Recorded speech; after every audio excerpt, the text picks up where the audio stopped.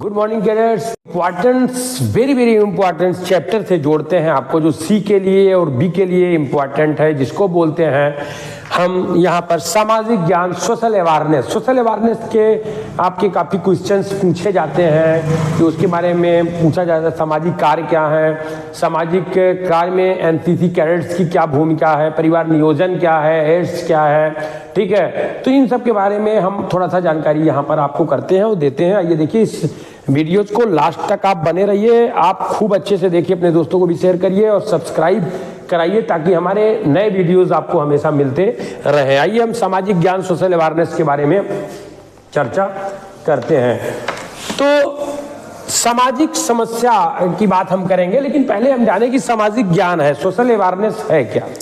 देखिए, मनुष्य एक सामाजिक प्राणी है।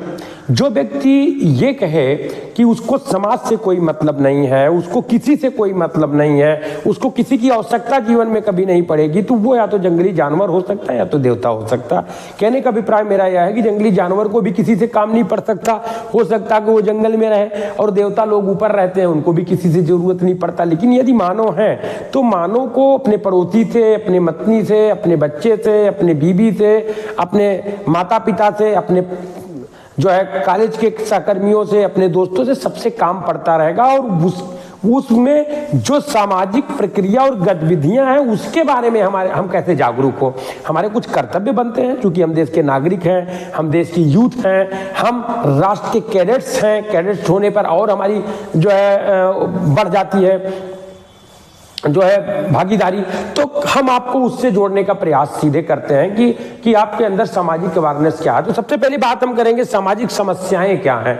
तो सामाजिक समस्याएं जब हम पता करेंगे तभी तो सामाजिक उसका उन्मूलन कर पाएंगे। तो सीधे पूछता है कि सामाजिक समस्याओं के बारे में सोशल प्रॉब्लम्स क्या है, ये आप लिखिए कि 5 सोशल प्रॉब्लम्स के बारे में आपके एग्जाम में आता है। तो सीधे आपको जोड़ते हैं कि सामाजिक समस्या। सबसे पहली बात हम करेंगे सांप्रदायिकता।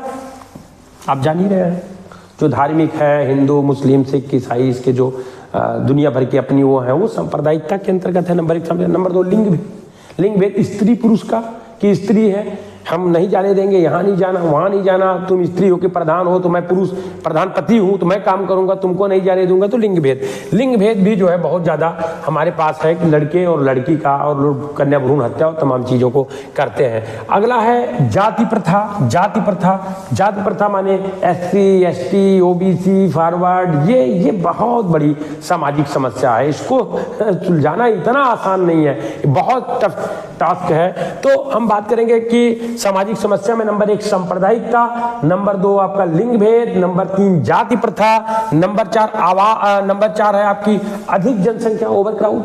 ये तो भाई सीधी सी बात है, हम दो हमारे एक, अगर हमारे बच्चे 2 होंगे, 1 होंगे, तो हम ज़्यादा से ज़्यादा उनको फैसिलिटीज दे पाएंगे। तो अधिक जनसंख्या के कारण भी बहुत सारी सामाजिक समस्याएं हैं। सामाजिक असमानता, ये तो आप जान ही रहे हैं, सामाजिक असमानता, कोई अधिक गरीब है, कोई अधिक कमजोर है, कोई ज्यादा वो है, कोई ज्यादा पावरफुल कम है, तो वो सामाजिक असमता। ये भी कुपोषण, भाई जब ज्यादा जनसंख्या है तो लोग सही से भोजन नहीं कर पा रहे हैं, केवल पेट भरने का एक इंतजाम कर रहे हैं, जो संतुलित आहार चाहिए उनको मिल नहीं पा रहा, कुपोषण शिकार। आवास की कमी, अधिक जनसंख्या है, सबको आवास नहीं मिल पा रहा है, किसी तरीके से लोग सर्वाइव कर रहे हैं। और लिंग भेद का मैंने वहां पर किया है, सॉरी यहाँ पे मैंने लिंग भेद दोबारा लिख दिया है। तो लिंग भेद यहाँ पर हम बात करेंगे दूसरे में। तो 7 समस्याओं के बारे में हम यहाँ पर करेंगे। आपके भी नजर में कुछ समस्याएं हो सकती हैं, उसको हम सामाजिक समस्या के बारे में हम डाल सकते हैं।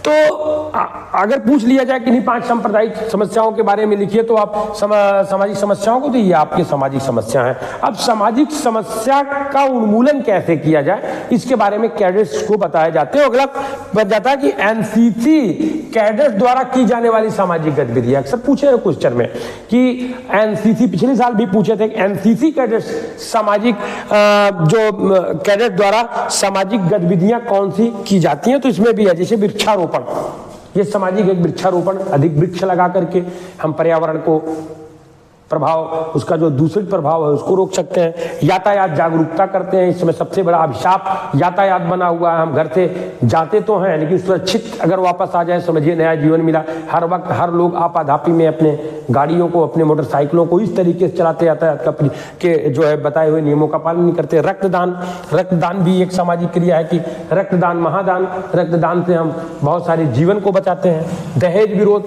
भाई जो डाउरी सिस्टम है दहेज, उसका विरोध हम करके जो है जागरूकता करते हैं, भाई ना दहेज ले ना हम दहेज दें। अगर हम नौकरी पा गए हैं तो हम कोई ऐसी लड़की लेके आए जो बिना दहेज की हो, पढ़ी लिखी हो, हम उसको लेकर आए, दहेज का विरोध करें। अगला है आपदाओं में सहायता करके। आपदा माने भूकंप आ जाता है, आगजनी हो जाती है, यातायात दुर्घटना हो जाता है, ऐसी कोई भी समस्या आती है तो उसमें हम एनसीसी कैडेट्स क्या कर सकता है, जाकर के सहायता प्राप्त करता है। नशा उन्मूलन एक बहुत बड़ी समस्या आज के यूथ की बनी हुई है। नशा, ड्रग्स, ये बहुत बड़ी समस्या, तो उसका हम उन्मूलन कार्यक्रम चला करके कि नशा हमको किस तरीके से बर्बाद कर देगा। पर्यावरण जागरूकता, इसमें ग्लोबल वार्मिंग से लेके सारी चीजें चल रही हैं, उसके प्रति जागरूकता हम करके कर सकते हैं। उसके बाद स्वच्छता अभियान चला करके भी हम ये गतिविधियां जो है एनसीसी कैडेट चला सकते हैं। तो यदि आ जाते हैं कि एनसीसी कैडेट द्वारा चलाई जाने वाली गतिविधियों के बारे में बात करिए तो ये गतिविधियां आप इसका स्क्रीनशॉट ले सकते हैं। अब सामाजिक कल्याण की दिशा में युवाओं का क्या योगदान है, अक्सर पूछते हैं कि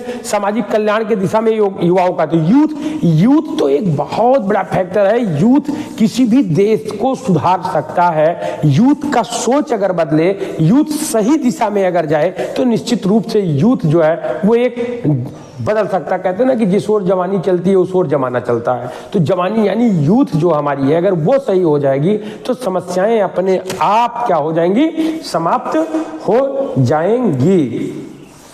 जैसे हम युवाओं का क्या कर सकते हैं, जैसे जागरूकता अभियान यूथ हमारे चला सकते हैं, नशा का विरोध हमारे यूथ कर सकते हैं, हमारे यूथ समाज में फैली हुई कुरीतियों का विरोध कर सकते हैं, हमारे यूथ दहेज प्रथा को आगे बढ़ करके अस्वीकार कर सकते हैं, हमारे यूथ भ्रष्टाचार के खिलाफ बोल सकते हैं। एक सामाजिक समानता में भ्रष्टाचार भी हम यहाँ पे लिख सकते हैं, इसको हम भ्रष्टाचार लिख दें। भ्रष्टाचार ये बहुत बड़ी समस्या देश के लिए और समाज दोनों के लिए है कि जो आदमी जिस काम के लिए तनख्वाह प्राप्त कर रहा है और काम को नहीं कर रहा, वैसे कुछ पैसे लेने के बाद वो काम खटाक से कर रहा, तो इससे पता चलता है भ्रष्टाचार को भी हम यहाँ पर सम्मिलित कर सकते हैं। तो यूथ की बात हम करें तो भ्रष्टाचार का विरोध करके उसका उन्मूलन करके कर सकता है। सही और गलत का पहचान करके और गलत किए जाने पर उसका विरोध करके भी यूथ एक सामाजिक बदलाव ला सकता है। और यूथ हमारी उन नेताओं को चुने या उस लीडर्स को चुने जिनके अंदर वास्तविक क्षमता हो देश को लेकर चलने का। ऐसे लोगों को मेन धारा में, पॉलिटिकल धारा में लेकर के तो भी हमारा हो सकता है। समाज में फैले हुए तमाम इस तरीके के कुरीत, स्वास्थ्य से संबंधित जो कुरीतियां हैं उनके बारे में अभियान चला करके तो यूथ तो हमारा चेंज कर सकता है। इसलिए यूथ की बहुत बड़ी भूमिका होती है देश का निर्माण करने में। तो आइए हम आगे आपको जोड़ते हैं, इसको स्क्रीनशॉट आप ले लीजिए। तो आइए कैडेट्स, इसी के आगे हम आपको सोशल अवेयरनेस में एड्स पे लेके चलते हैं। एड्स का भी क्वेश्चन अक्सर पूछा जाता है। रक्तदान वगैरह के बारे में हम आगे आपको सीधे हेल्थ एंड हाइजीन में आपको पढ़ाएंगे। तो यहाँ पर आइए हम एड्स से जोड़ते हैं, आपको HIV से जोड़ते हैं कि HIV क्या है, एड्स क्या है। और आपके एग्जाम में HIV का फुल फॉर्म, एड्स का फुल फॉर्म भी पूछा जाता है। तो उसमें 1 नंबर आपको मिलते हैं, 2 नंबर का क्वेश्चन होता है, 2 नंबर आपको मिलते हैं। तो उसके बारे में थोड़ा जानते हैं। तो सबसे पहले हम बात करेंगे HIV और एड्स। तो HIV ह्यूमन इम्यूनोडिफिशियंसी वायरस, इसको बोलते हैं HIV human immunodeficiency virus, human immunodeficiency virus इसको बोलते हैं, ठीक है। और HIV और एड्स का जो फुल फॉर्म है acquired immuno deficiency syndrome, acquired immuno deficiency syndrome. तो ये तो एड्स का फुल फॉर्म हो गया और HIV का ह्यूमन इम्यूनोडिफिशियंसी आपका जो है वायरस, ये हो गया। अब यह एक जानलेवा बीमारी है, एड्स एक जानलेवा बीमारी है। इसका कोई इलाज अभी तक नहीं हो पाया, इसको रोका जा सकता है अच्छे खान पान योग के माध्यम से उसको वहाँ पे स्थिर किया जा सकता है, लेकिन इसका कोई अभी तक इलाज नहीं आ पाया, तोड़ नहीं आ पाया। तो यह एक जानलेवा बीमारी है। HIV संक्रमण का अंतिम रूप एड्स है।